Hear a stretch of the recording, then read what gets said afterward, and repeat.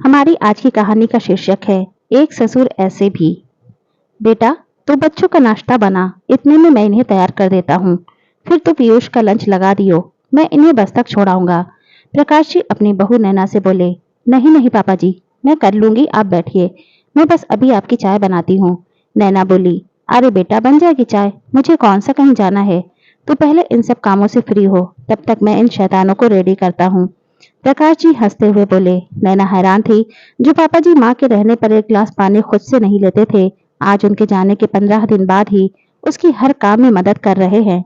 असल में नैना के परिवार में नैना के पति, सास ससुर और 2 बच्चे, 6 साल का आयुष और 3 साल की काव्या थी।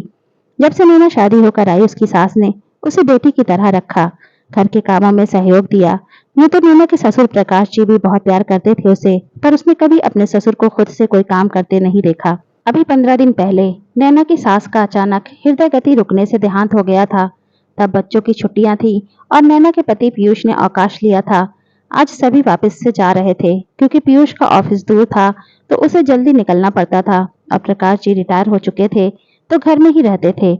लाओ बेटा, बच्चों का दूध दो, प्रकाश जी बच्चों को तैयार करके बोले। बच्चों का दूध और टिफिन दे नैना पीयूष का खाना पैक करने लगी। साथ ही साथ उसका नाश्ता भी तैयार कर रही थी और एक गैस पर चाय चढ़ा दी उसने। लो पीयूष, तुम्हारा नाश्ता। पापा जी, आपकी चाय। आप नाश्ता तो अभी देर से करोगे, नैना बोली। दे ही दे बेटा, तुम्हारा भी काम सिमटे, वरना दोबारा रसोई चढ़ानी पड़ेगी, प्रकाश जी बोले।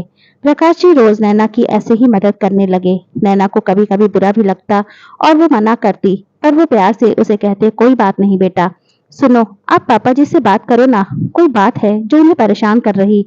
एक रात नैना पीयूष से बोली। क्यों, कुछ हुआ क्या? पापा ने कुछ कहा तुम्हें? पीयूष बोला। नहीं, पर जो इंसान एक गिलास पानी भी नहीं लेता था खुद से, वो मेरे साथ इतने काम कराए, कुछ तो गड़बड़ है, नैना बोली। अरे, तुम्हें कोई परेशानी हो तो तुम खुद पूछ लो ना, पीयूष बात टालता हुआ बोला। पीयूष तो सो गया, पर नैना को नींद नहीं आ रही थी। वो उठकर बाहर आई तो देखा पापा जी के कमरे की लाइट जल रही है। पापा जी, आप सोए नहीं अब तक? तबीयत तो ठीक है आपकी? नैना कमरे का दरवाजा खटखटाकर बोली। अरे नैना बेटा, अंदर आ जाओ।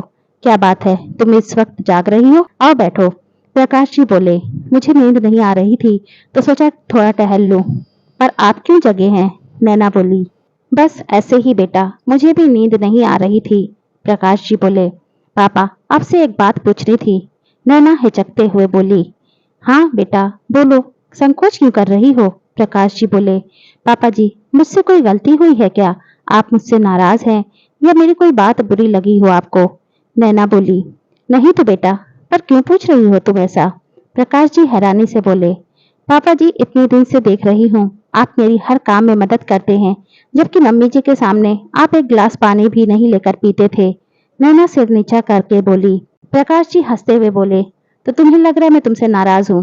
देखो बेटा, जब तक तुम्हारी सास थी वो तुम्हारी मदद को थी, अब वो नहीं है तो मुझे दोहरी जिम्मेदारी निभानी है मेरे लिए। जैसे पीयूष वैसे तुम, जैसे मैं उसकी सुख सुविधाओं का ध्यान रखता हूँ, तुम्हारा रखना भी मेरा फर्ज है, प्रकाश जी प्यार से बोले। पापा जी, नैना आंखों में आंसू भर केवल इतना ही बोली। हाँ बेटा, अब माँ और बाप दोनों की जिम्मेदारी मुझे उठानी है। तुम्हें सुबह इतने काम होते हैं, पीयूष भी मदद नहीं कर पाता है, तो मेरा फर्ज है कि मैं अपनी बेटी की थोड़ी मदद कर उसकी कुछ परेशानी तो हल कर सकूं। समझी बुद्धू, मैं नाराज नहीं हूँ तुमसे, प्रकाश जी प्यार से नैना का सिर पर हाथ फेरते हुए बोले। नैना अपने ससुर के गले लग गई। आज उसे अपने ससुर में अपने मृत पिता नजर आ रहे थे। सच में पिता पिता ही होता है, फिर चाहे ससुर के रूप में क्यों ना हो।